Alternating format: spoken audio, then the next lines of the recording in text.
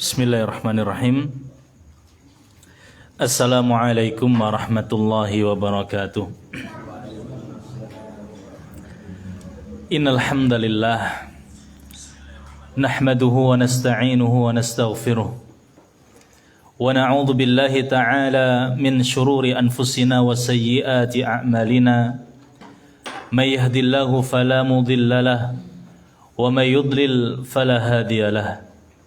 Asyhadu an la ilaha illallah wahdahu la syarika lah, la nidda lahu wa la syabiha lahu wa la mathila lah.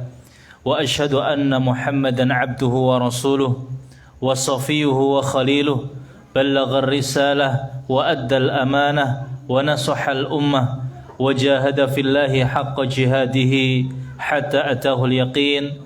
Tarakana ala mahajjatil bayda lailuha kanahariha la yazighu anha illa halik. Allahumma salli wa sallim wa barik wa zid wa an'im ala nabiyyina wa rasulina wa habibina Muhammadin wa ala alihi wa sahbihi wa man tabi'ahum bi ihsanin ila yaumiddin. Amma ba'd, fa inna asdaqal hadithi kitabullah wa khairal hadi hadi Muhammadin sallallahu alaihi wasallam wa syarrul umuri muhdatsatuha wa kullu muhdatsatin bid'ah wa kullu bid'atin dhalalah wa kullu dhalalatin finnar. Jamaah kaum muslimin, bapak-bapak, ibu-ibu, sederek-sederek yang senantiasa dirahmati Allah Subhanahu wa taala. Alhamdulillah, kita bersyukur kepada Allah Subhanahu wa taala karena di saat gerimis seperti ini kita masih bisa bersama-sama berkumpul dalam rangka mempelajari hadis-hadis Nabi sallallahu alaihi wasallam, mempelajari ayat-ayat yang insyaallah kalau kita datang dalam kondisi ikhlas, berharap ridha Allah Subhanahu wa taala untuk menuntut ilmu, maka keutamaan menuntut ilmu akan kita dapatkan, pahala yang begitu besar. Dalam hadis yang diriwayatkan oleh sahabat Nabi Qabisah, ketika beliau mendatangi rumah Nabi sallallahu alaihi wasallam yang rumahnya jauh dalam kondisi panas, padahal dia sudah tua. Nabi pun kaget, wahai Qabisah, apa yang membuat engkau datang sampai ke rumah sini jauh-jauh sedangkan kau sudah tua, kemudian musim panas? Kata Qabisah, alimni mimma 'allamakallah, ajari aku dari apa yang memang Allah ajarkan kepada engkau wahai Rasulullah tentang kebaikan. Kalau seandainya itu niat kamu datang ke sini, la madarun wala syajarun, tidak ada benda-benda, tidak ada pohon-pohon, tidak ada batu-batu, kecuali semua itu mintakan ampun. Sesuai dengan hadis yang diriwayatkan oleh Imam Muslim dari Abu Darda, bahwasanya seseorang yang niatnya menuntut ilmu, itu keutamanya sangat banyak sekali, sangat banyak sekali. Maka mudah-mudahan kita semuanya datang dan kita dalam kondisi ikhlas menuntut ilmu untuk Allah Subhanahu wa taala. Yang kata Imam Ahmad rahimahullahu taala, beliau mengatakan ilmu itu la ya'dilu syai', enggak ada bandingannya. Ilmu itu enggak ada ukurannya, ibaratnya. Keutamaannya begitu besar, la ya'dilu syai' idza khalusat niyatuhu, ketika niatnya ikhlas. Ketika ditanya, wahai imam, niat yang ikhlas dalam menuntut ilmu itu seperti apa? Dijawab, nawa, dia berniat apa? Raf' al-jahal an nafsihi wa an ghairihi. Dia meniatkan untuk mengangkat kebodohan dari dirinya dan dari orang lain, dari dirinya dulu, kemudian dari keluarganya dan yang terdekat, yang dekat. Jemaah yang dirahmati Allah, kita alhamdulillah masuk ke hadis yang 20, artinya kita sudah dapat setengah hadis. Arba'in An-Nawawiyah 40 hadis. Yang mana hadis-hadisnya semuanya adalah jawami'ul kalim, yang lafadznya sedikit tapi maknanya begitu luas, kandungannya luas, yang insya Allah dengan izin Allah kalau kita sudah menguasai, memahami, menghafalkan hadis ini, pemahaman kita tentang Islam sudah baik secara global. Hadis yang ke-20 jamaah yang dirahmati Allah adalah hadis yang diriwayatkan oleh sahabat yang mulia Abu Mas'ud Uqbah ibnu Amr Al-Ansari Al-Badri radhiyallahu anhu qala, beliau berkata, qala Rasulullah sallallahu alaihi wasallam, Rasulullah sallallahu alaihi wasallam bersabda, inna mimma adrakan nasu min kalamin nubuwatil ula, sesungguhnya di antara perkataan-perkataan yang diketahui oleh manusia dari perkataan-perkataan kenabian sebelumnya, atau kenabian-kenabian yang pertama adalah idza lam tastahi fasna' ma syi'ta. Kalau kamu enggak malu, silahkan kamu lakukan apa yang kamu mau. Pendek. Idza lam tastahi, kalau kamu enggak malu, fasna' ma syi'ta, lakukan apa yang kamu mau.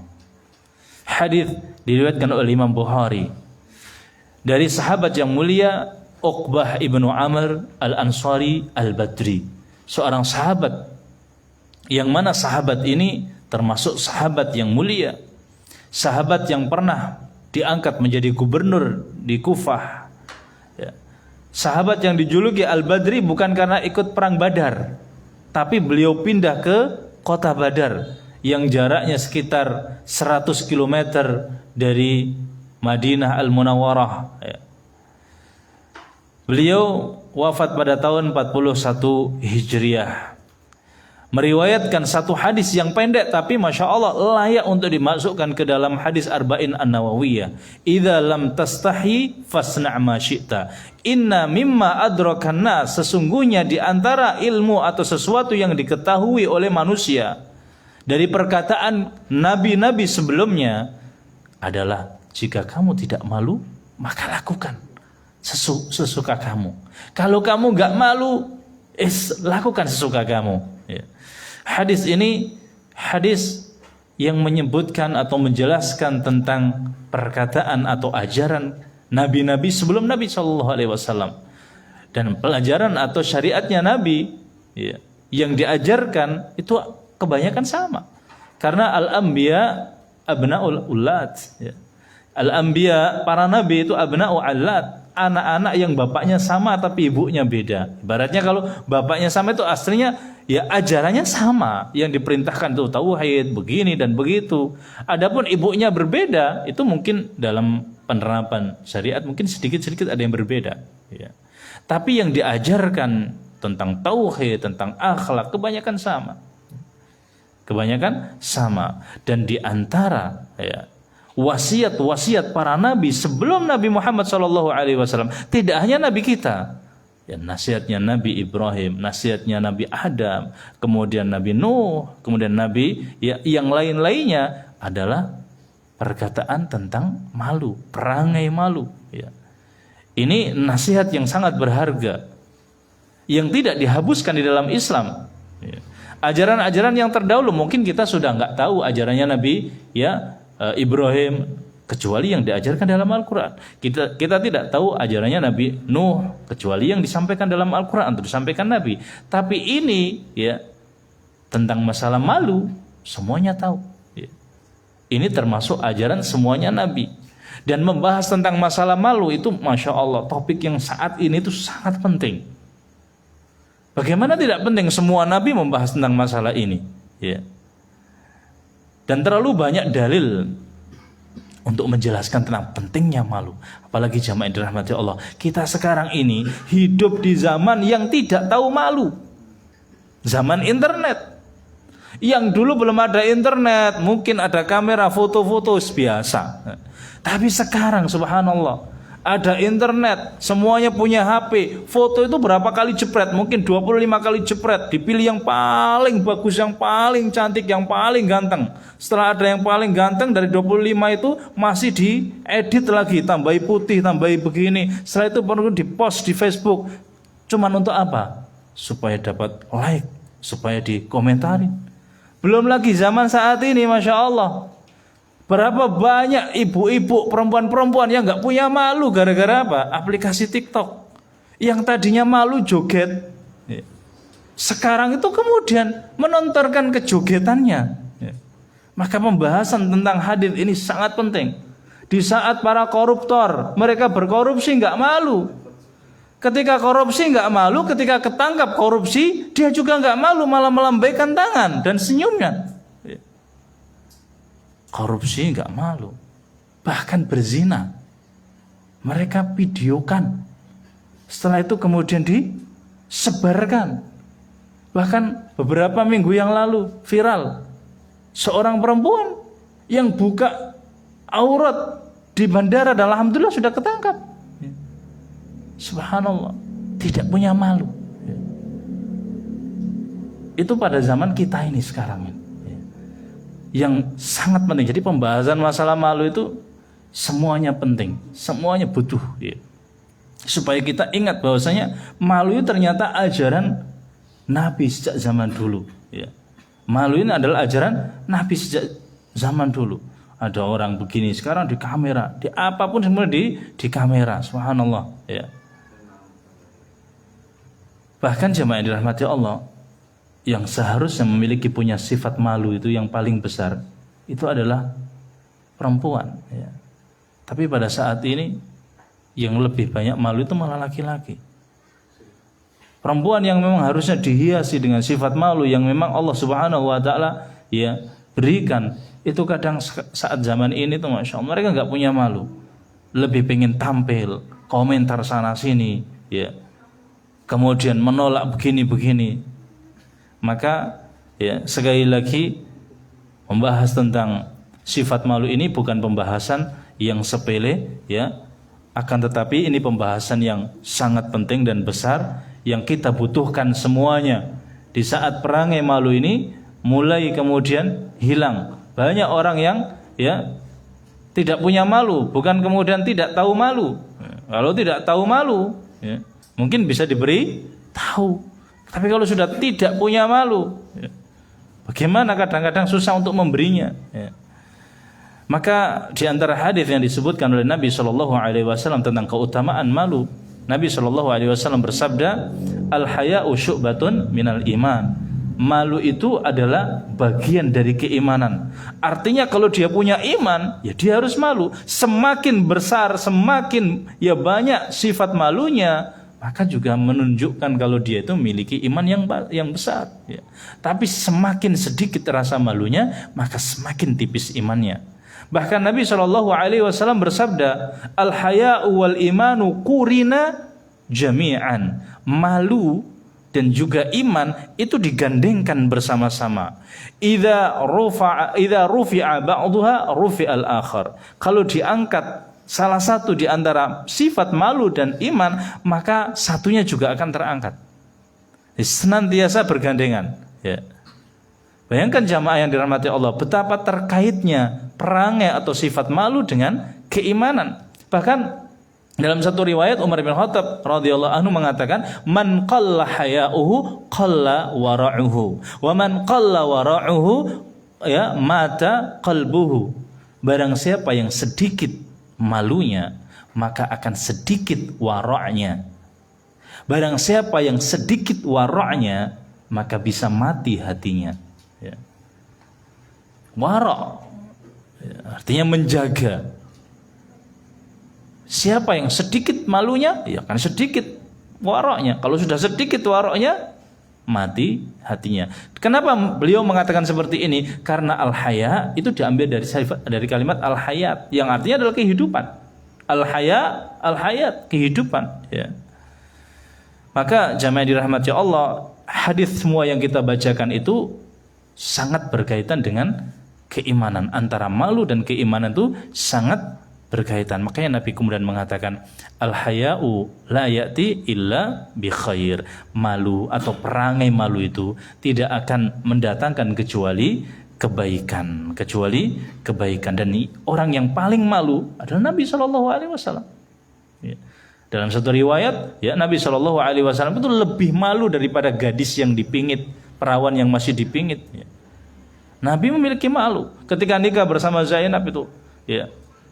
Ibaratnya malam pertama Nabi itu sudah, ya, ibaratnya pengen berduaan dengan istri, tapi para sahabat itu masih di situ terus gitu. Nabi pengen suruh pulang, ya malu, ya, nggak enakan gitu, ya. Akhirnya Nabi sabar gitu, ditunggu lagi tapi lama nggak pulang sampai turun ayat, ya. Ya. Sehingga kemudian mereka akhirnya pulang. Ketika Nabi disuruh minta terus keringanan, rukhsah, ya, ketika Nabi mendapatkan perintah sholat, ya, 50 waktu, sampai tinggal 5 disuruh lagi, ya, Nabi malu. Ya. Begitu juga dalam riwayat yang diriwayatkan oleh Imam, ya, Bukhari dalam syarahnya Fathul Bari, disebutkan di situ ketika ada seorang perempuan yang tanya kepada Nabi Shallallahu Alaihi Wasallam tentang membersihkan darah haid, maka Nabi mengatakan, khudi fursatan min misk fatotahari biha, ya, kamu ambil minyak misk kemudian kamu bersihkan dengan itu. Perempuan itu tanya, ya, qalat kaifa, ya, atatahharu bihi, bagaimana caranya saya membersihkan dengan minyak misk itu gitu. Nabi ditanya seperti itu, ya malu, gak berani jawab gitu. Masa tanya tentang masalah membersihkan kemaluan, ya, pokoknya tadi dibersihkan dengan minyak misik itu aja cukup. Dia tanya terus sambil Nabi kemudian menutup matanya. Akhirnya Aisyah kemudian menariknya, ya. Fastabattuha ilayya faqultu tutabi'u biha athrud dam, ya, kamu bersihkan aja, ya, yang memang di situ keluar bekas-bekas darah gitu. Artinya Nabi malu, ya. Jadi hadis ini jamaah dirahmati Allah pendek. Idza lam tastahi fasna' ma syi'ta. Kalau kamu enggak malu, maka lakukanlah apa yang kamu mau. Nah, kita perlu kemudian memahami penafsiran hadis ini, karena ulama ternyata berbeda pendapat di dalam menafsirkan ini. Jadi kalau kamu enggak punya malu, ya udah lakukan. Maksudnya penafsirannya apa? Yang pertama ada yang menafsirkan bahwasanya ini adalah, ya, perintah sebagaimana mestinya. Kalau memang Nabi mengatakan kalau kamu nggak punya malu, kalau kamu nggak malu, ya udah lakukan. Maksudnya kalau kamu ingin melakukan sesuatu dan sesuatu ini jamaah dirahmati Allah memang baik, ya kau usah malu kamu. Kalau kamu sudah tahu ketika halaqah kajian bahwa kitab itu sesuatu yang bagus, gak usah malu kamu ketika kayak apa aja bawa kitab. Ketika kamu itu ngerti berjenggot itu sunnah, mungkin pakai cadar juga sunnah, ya. Kemudian kamu pengen melakukan kok malu-malu, nggak usah malu. Fasna masyita, artinya ini penjelasan pertama dari ulama.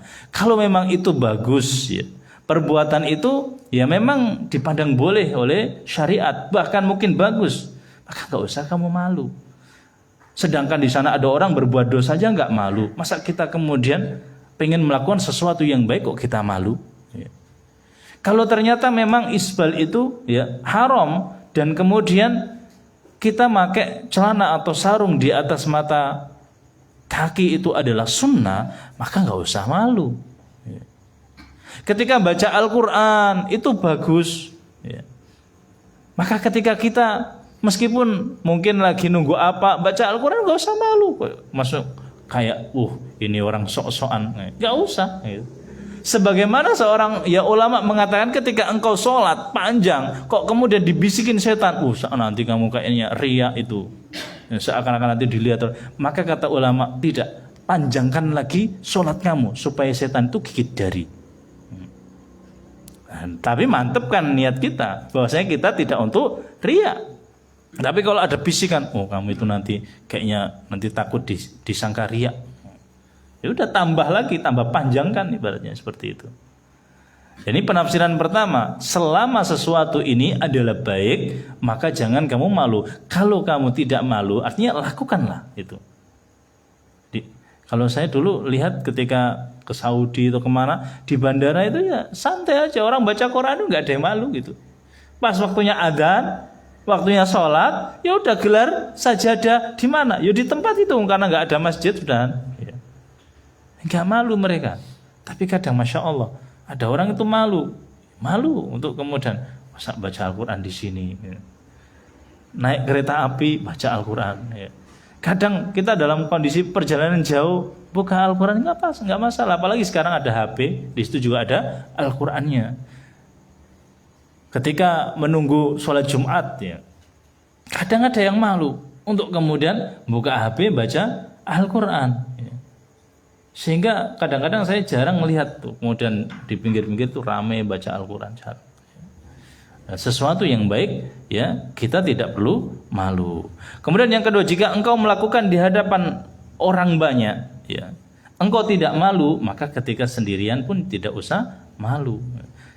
Ketika kita sama orang banyak nggak malu, ya sendirian juga jangan malu. Kadang-kadang kita ketika banyak orang malu, tapi ketika sendirian tidak malu. Makanya Allah kemudian mengatakan yastakhfuna minan nasi wala yastakhfuna minallah. Ibnu Abbas menafsirkan yastahyuna minan nas, itu malu sama manusia, tapi malu sama Allah enggak malu. Makanya ada dua topik. Malu kepada manusia, kita juga perlu memiliki malu pada manusia, tapi juga kita harus malu juga sama Allah Subhanahu wa taala, ya.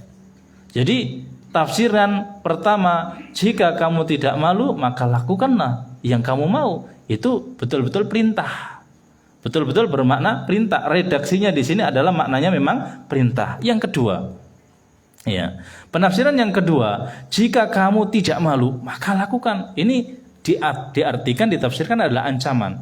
Sampai antara di sini nalakoni ibaratnya, ya ibaratnya ngancam gitu. Seolah-olah Nabi SAW mengatakan, kalau kamu memang tidak memiliki rasa malu, urat malumu sudah putus, udah lakukan. Artinya ini adalah ancaman dan penjelekan.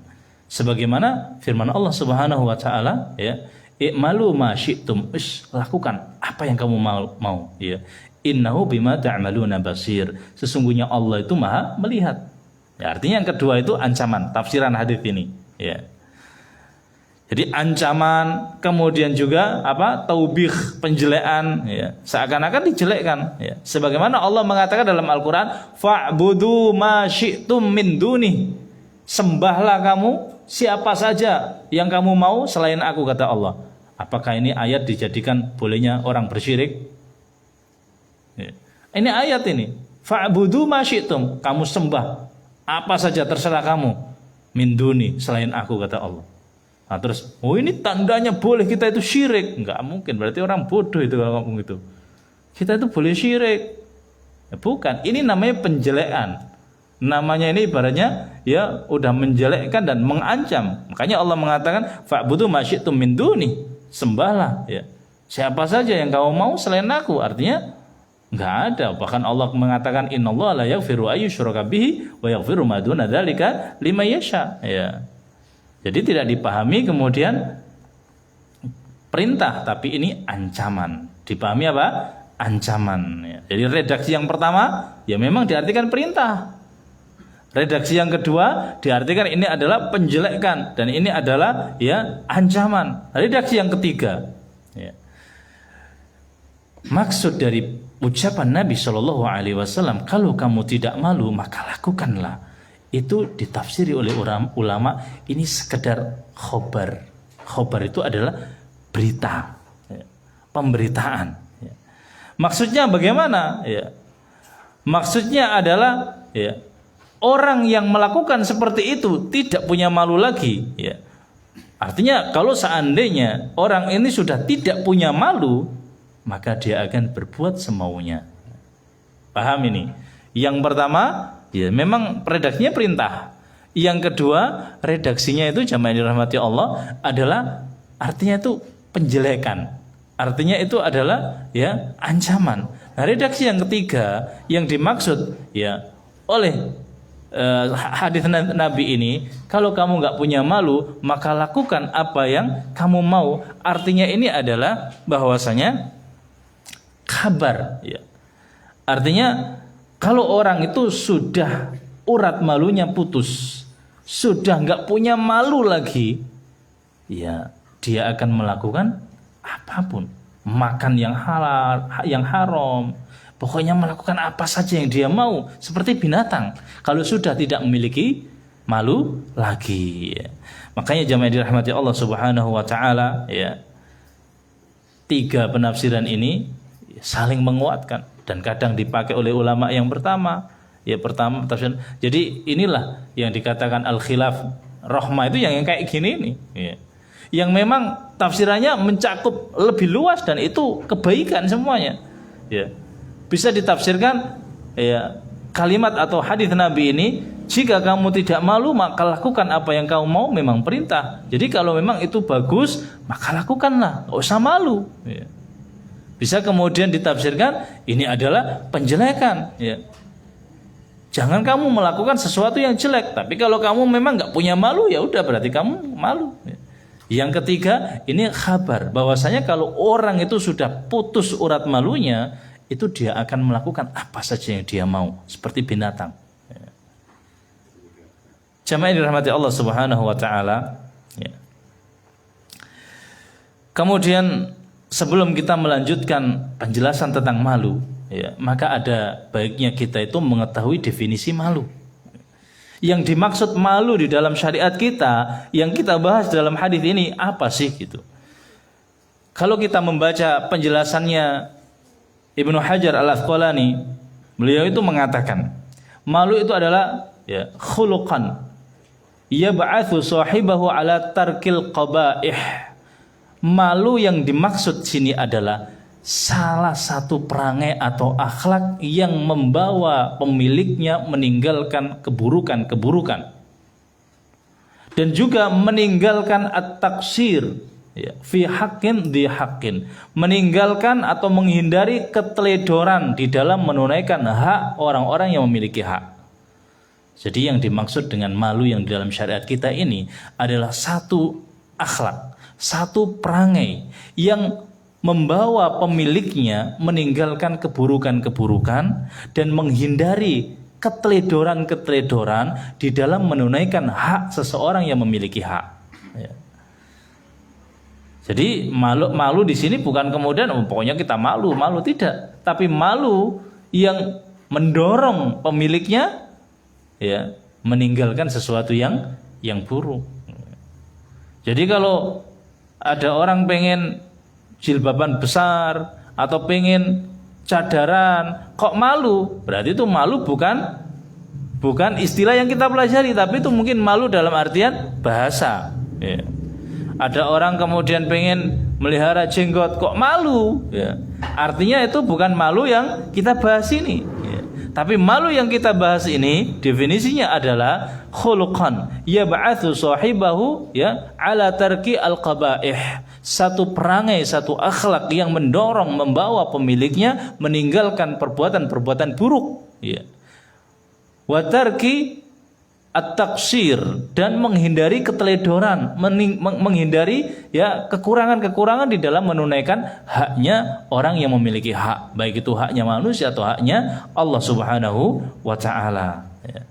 Jadi intinya rasa malu ini adalah perangai yang membawa pelakunya untuk meninggalkan perkara-perkara yang buruk, ya. Sekali lagi, menjauhi keteledoran di dalam menunaikan haknya seseorang, ya.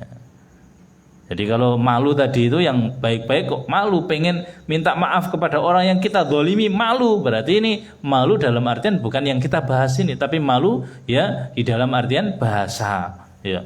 Dia telah zalim kok pengen minta maaf, malu. Pengen nyambung tali silaturahim, malu, ya. Pengen ngaji di tempat umum padahal dia pengen ngaji aslinya, kok malu, ya, malu yang enggak baik. Artinya ini bukan malu yang dalam pembahasan yang kita bahas ini, ya. Kemudian jamaah dirahmati Allah, sifat malu ini memiliki ranah yang sangat banyak, ya.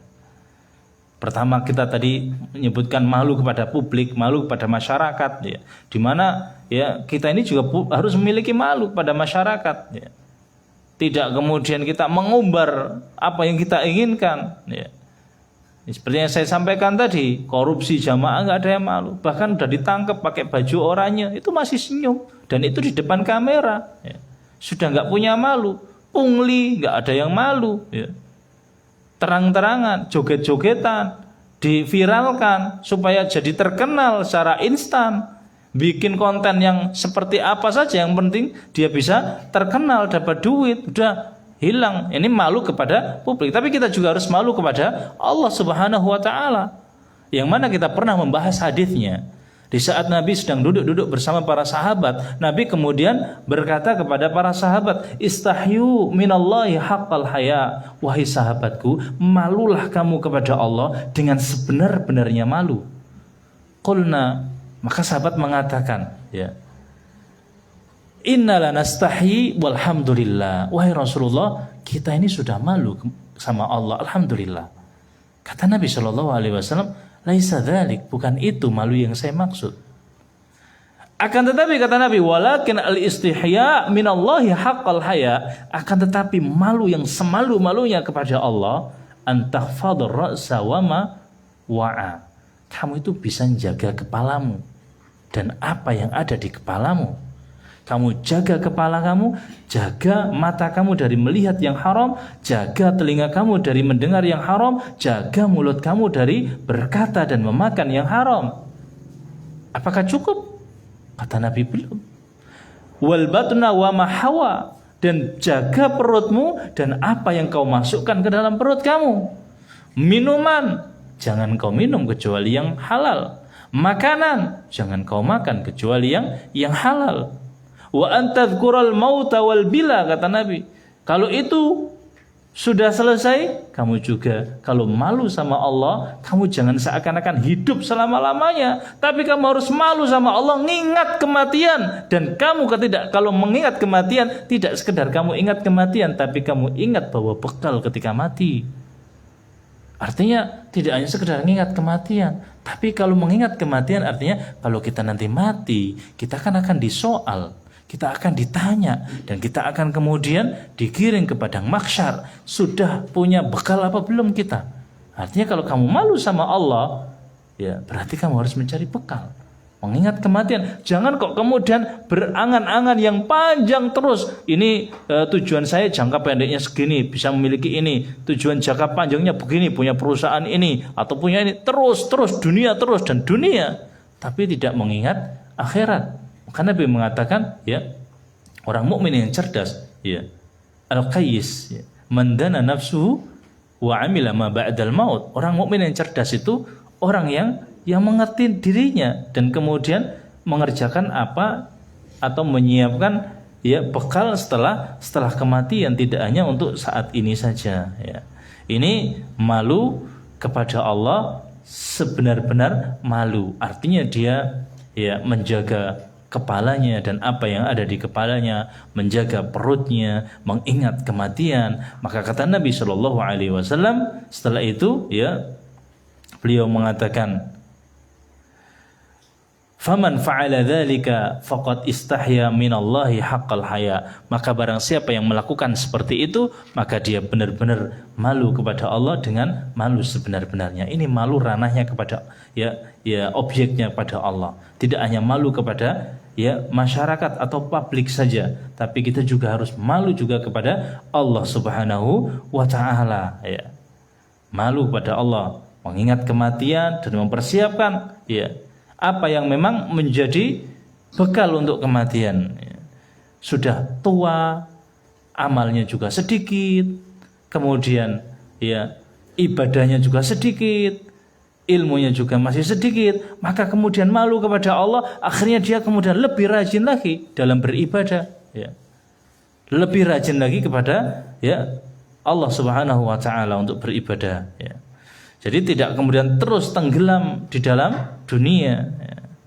Kemudian jamaah yang dirahmati Allah Subhanahu wa taala, rasa malu, ya, ini memiliki dampak yang sangat besar, baik bagi agama atau kemudian bagi dirinya.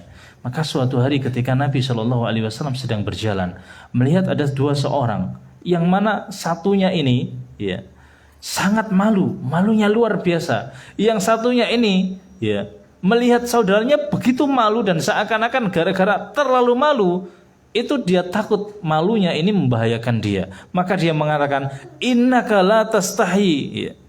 Kamu itu jangan malu. Seakan-akan malu ini membahayakan kamu. Ketika Nabi melihat seperti itu, maka Nabi kemudian mengatakan, jangan kau katakan seperti itu. Tinggalkan dia. Ya. Jangan kamu marahi seperti itu. Kenapa? Karena malu ya itu sebagian dari iman, kata Nabi. Ya. Artinya malu ini adalah baik gitu. Malu ini adalah bagian dari iman dan kebaikan. Maka jangan kemudian ada orang yang malu kemudian dimarahi gitu. Ya. Tidak. Kenapa? Karena malu ini bagian dari iman. Makanya Nabi mengatakan al-iman bid'un wa sab'una syu'bah. Iman itu sekitar 70 sekian cabang. Ya.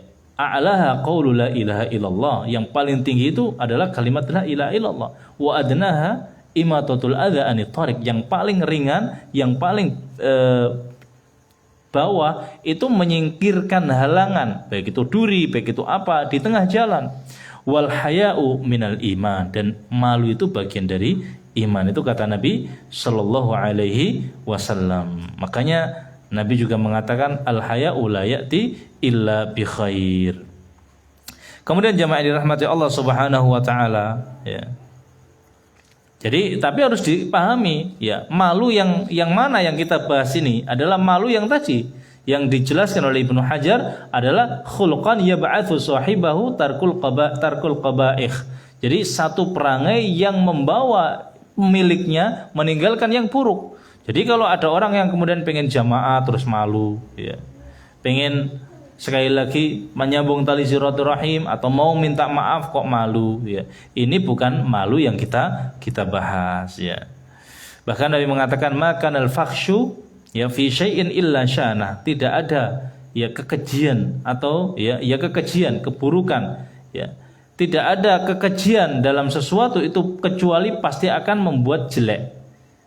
Wa makanal haya'u fi syai'in illa zana, dan tidaklah sifat malu itu ada pada sesuatu kecuali pasti akan menghiasinya. Ya, pasti akan menghiasinya. Ya. Kemudian pembagian malu. Ya. Malu itu ulama membagi dua. Ada ya sifat malu yang sifatnya itu jibili. Jibili itu memang sudah Allah ciptakan sejak dia lahir. Jadi memang dia lahir itu kemudian kembang, kemudian dewasa, itu memang sudah memiliki sifat malu. Namanya sifat malu jibili, yang memang Allah Subhanahu wa taala sudah takdirkan dia sejak lahir. Sejak kecil dia sudah memiliki perangai malu. Yes, kayak gitulah. Memang sudah sejak kecil dia malu ya. Ini yang sepertinya dimiliki oleh ya sahabat Asyaj ibnu Abdul Qais yang sering kita bahas juga ya. Dikala mereka itu ada suku Qais yang masuk Islam dan sudah lama masuk Islam, kangen pengen ketemu Nabi, mereka kemudian rombongan menuju ke Madinah. Begitu sampai di Madinah, saking pengennya ketemu Nabi, kemudian mereka bergegas menuju Nabi cepet-cepetan. Tapi ada satu sahabat yang bernama Asyaj ya, Ibnu Abdul Qais ini, dia tidak. Dia mandi dulu, pakai baju yang bagus dulu, pakai parfum dulu, nyiapkan kudanya, sampai kemudian dia dalam kondisi sudah baik, sudah habis mandi, sudah seger, baru mendatangi Nabi SAW. Ketika Nabi SAW mengetahui seperti itu, Nabi kemudian mengatakan, Inna fika khoslatani yuhibbuhumallah. Kamu itu memiliki dua perangai yang dicintai oleh Allah Subhanahu wa taala. Kamu enggak tergesa-gesa. Kamu itu orangnya sabar itu. Dan ini dicintai oleh Allah Subhanahu wa taala. Maka dia tanya, "Ya Rasulullah, apakah ini sejak dulu ada atau kemudian baru muncul sekarang ini?" Dijawab oleh Nabi, "Tidak. Sejak dulu, sejak engkau kemudian kecil memang sudah memiliki ini." Ya. Artinya memang Allah Subhanahu wa taala menakdirkan dia memiliki perangai atau akhlak seperti itu, ya. Itu yang pertama. Yang kedua itu namanya perangai malu yang kasbi. Kasbi itu yang dia itu latihan punya sifat malu. Awalnya Mungkin awalnya nggak tahu malu, terus kemudian belajar. Akhirnya dia tahu malu dan berusaha untuk malu. Ya. Dan ini perlu dilatih. Ya. Kalau kita tidak memiliki malu, ya, yang pertama tadi, jangan sampai kemudian kita tidak mau memiliki malu yang kedua ini, yaitu dengan latihan. Bagaimana caranya kita latih? Subhanallah. Kata ulama, dengan cara kita mengenal Allah Subhanahu wa ta'ala. Mengenal sifat-sifat Allah, mengenal keagungan Allah Subhanahu wa ta'ala. Kalau kita mengenal keagungan Allah Subhanahu wa ta'ala, mengenal sifat-sifat Allah, mengenal kalau Allah itu mengawasi kita, mengenal kalau Allah itu senantiasa bersama ya hamba-hambanya dalam mengawasinya, maka dia akan kemudian merasa malu ketika mau bermaksiat. Malu dia, ya. Ketika dia kemudian mengingat betapa banyak nikmat yang Allah berikan kepada dia, sedangkan dia tidak bisa mensyukurinya. Betapa banyak ya dia diberikan nikmat pada masa seperti ini pandemi ya. Kemudian dia masih bisa bertahan, ekonominya masih bagus, anaknya semuanya sehat, istrinya juga soleha ya. Kemudian dia mengikuti atau dia kemudian memahami semua itu, ketika dia mau bermaksiat dia malu, ya Allah, Engkau sudah berikan semuanya ya Allah. Terus kemudian dia mau maksiat, dia harus malu. Sebagaimana ketika Nabi Yusuf diajak berzina dengan perempuan yang cantiknya luar biasa. Bagaimana nggak cantik? Istrinya pejabat, istrinya menteri. Ya, kalau namanya istrinya menteri, kalau udah punya pangkat ya milih yang cantik ya. Kecuali kalau jadi menterinya ya sudah punya istri ya, mungkin tapi nyari yang lain juga ya. Artinya kalau istrinya pejabat kan meskipun jelek-jelek kan dikasih modal kan gitu katanya. Sekarang kan the power of make up kan gitu ya, pasti cantik lah gitu. Kemudian pintunya semua sudah ditutup beratnya. Setelah pintu ditutup, diajak, qalat hai talak, mari sini gitu. Apa jawabannya Nabi Yusuf? Qala ma'adzallah, naudzubillah min dzalik. Innahu rabbi ahsana maswai. Ada yang menafsirkan innahu rabbi, tuanku. Yang dimaksud di sini tuanku adalah suamimu, ahsana maswai, sudah memberikan aku nikmat yang banyak. Sangat baik dia itu. Masa saya mengotori kebaikannya? Malu saya. Penafsiran yang kedua, sesungguhnya Allah Subhanahu wa ta'ala Tuhanku begitu baik kepada saya ya. Masa saya kemudian melakukan perbuatan yang ini? Malu saya kepada Allah Subhanahu wa ta'ala. Jadi mengenal Allah, mengenal sifat-sifat Allah Subhanahu wa ta'ala, mengenal betapa banyak kenikmatan yang Allah Subhanahu wa ta'ala berikan kepada dia ya. Ketika dia bisa merasakan semua itu, dia akan malu. Ya Allah, kenapa sih saya nggak bisa sholat jamaah? Sedangkan kenikmatan yang begitu banyak saya dapatkan, apa yang kurang? Saya alhamdulillah sehat ya. Kendaraan punya, semuanya punya. Kenapa saya tidak melakukan ini dan itu ya. Malu. Ya Allah, saya sudah cukup. Kenapa sekarang ini saya belum punya banyak ilmu, kemudian saya nggak mau mengikuti kajian ya. Apa yang akan saya ya jadikan jawaban dan hujah ketika saya ditanya nanti ketika di akhirat? Sedangkan alhamdulillah ekonomi punya, pekerjaan juga ada, penghasilan cukup. Akhirnya dia punya malu ya kepada Allah Subhanahu wa ta'ala, dan kemudian ya semua kenikmatan yang perlu kemudian dia syukuri itu akan membawa dirinya malu kepada Allah. Kemudian ya cara yang kedua, dengan cara ya dia bergaul dengan orang-orang yang memiliki sifat malu ya. Kenapa? Karena sahib, namanya sahib. Sahib kata orang Arab, as-sahib yashab. Namanya sahib, sahib. Sahib itu teman, sahib itu menarik ya. Teman, namanya teman pasti narik ya. Kalau dia nggak tertarik ya dia yang narik. Nggak mungkin kalau nggak saling tarik itu jadi teman ya. Kalau kita berteman dengan seseorang ya pasti akan sama. Nah kalau nggak narik tarik-tarian ya nggak akan jadi temenan lagi. Udah orang biasa saja. Tapi kalau temenan pasti dia akan tertarik. Sebagaimana orang yang pelit berteman dengan orang yang dermawan, dia lama-lama mikir, orang ini kok dermawan sekali ya. Akhirnya dia juga akan kemudian menjadi dermawan. Tapi orang yang kemudian berteman dengan orang pelit ya akan jadi pelit. Oh dia aja pelit, ini sama-sama pelit gitu. Tapi kalau kita berteman dengan orang yang malu, yang memiliki sifat malu, ya kita juga akan terbawa dengan ya malu. Ya.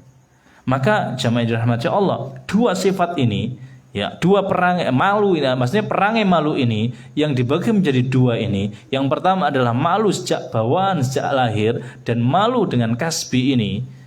Kita harus memiliki salah satu. Kalau kita tidak memiliki malu sejak bawaan, maka kita harus berusaha untuk mendapatkan malu yang kemudian bisa dilatih tadi. Ya. Kenapa? Karena ini yang akan mendorong kita untuk bisa mendapatkan sesuatu yang baik di dunia ataupun di akhirat. Ya. Jamaah dirahmati Allah Subhanahu Wa Taala. Ya.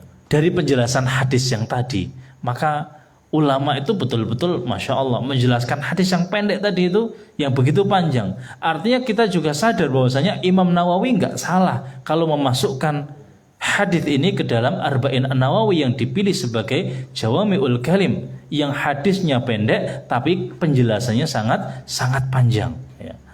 Maka di antara sesuatu yang bisa kita petik, ya, faidahnya dari hadis ini adalah ya rasa malu itu ada dua, ya, yaitu malu anugerah dari Allah, artinya bawaan, dan juga malu ya kasbi yang bisa kita latih. Kemudian yang kedua, ya sifat malu yang bisa kita usahakan dan kita latih, ya, yaitu dengan cara harus mengenal Allah, ya, mengenal nama-nama Allah, mengenal keagungan Allah, mengingat nikmat-nikmat Allah Subhanahu Wa Taala yang mana kita ini ya masih belum mensyukurinya semuanya. Sehingga kalau kita mengetahui itu semua, insya Allah pasti kemudian akan muncul rasa malu di dalam hati sanubari kita. Ya. Ya, kemudian juga ya rasa malu ini tidak hanya malu kepada publik, tapi kita juga harus malu kepada Allah Subhanahu Wa Taala. Ya, mungkin itu yang bisa kita simpulkan atau kita bahas.